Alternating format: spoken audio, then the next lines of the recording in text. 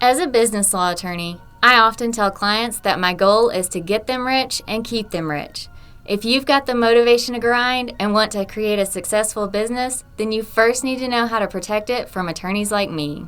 I know I may not look like it, but I'm that cold-blooded corporate attorney that will tear a business apart to get my clients paid. Because of that knowledge, I've saved my clients hundreds of millions of dollars over the years. If you don't pay close attention, then you'll get to see someone like me chopping your childhood dream into pieces in court.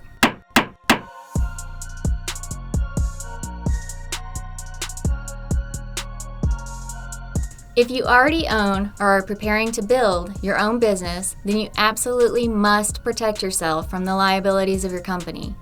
Otherwise, you may end up losing your boats, guns, RVs, and other toys in the event that an employee of your business makes a mistake. Under Texas law, you can organize your business structure in a manner that protects you personally from the judgments and debts of your company.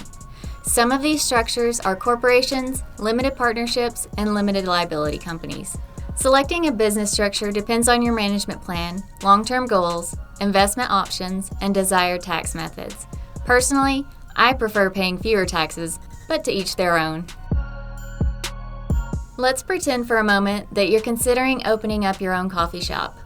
You enter into a 3-year lease for your storefront, you negotiate a contract for a steady supply of coffee beans, and you lease a billboard for advertisement. Since you didn't want to waste time with limiting your liabilities, you decided to just start ordering everything with personal checks, signing leases in your name, and entering into contracts as an individual. Unfortunately, another worldwide pandemic hits, which essentially closes your doors. Because business isn't doing so hot, after a few months you have to close up your shop.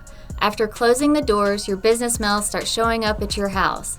All these creditors are demanding that you personally pay for the company's debts, since on paper, it looks like you're an eccentric individual with a serious coffee addiction. Let's go back and imagine that before you started signing your life away, you organized as a limited liability company. Then, instead of signing your own name on all those leases and contracts, you signed your company's name as the responsible party. Now, fast forward to you closing your doors. It's like the business was the one that entered into all those obligations instead of you. When the creditors come calling, they come looking to liquidate the company's assets and not your personal assets. The creditors get your business's coffee maker, while your boats, timeshare in Maui, guns, and fun toys remain safe since they aren't part of your business. The filing fees for the Texas Secretary of State are around $300. However, this does not cover the drafting of the corporate bylaws or company agreement. This is one of the most important steps. This is the instruction manual on how your business will function and will be one of the first things that an attorney like me asks for if you find yourself in litigation. When you're interviewing attorneys to help you form your business, ask them if the cost includes the bylaws or operating agreement. The costs vary from attorney to attorney as well as between locations. The beauty, though, is that an attorney can help you form your business from anywhere in Texas. In my experience, drafting your operating agreement or corporate bylaws isn't expensive. For me, I refuse to simply help business owners form their business without understanding how to operate it correctly.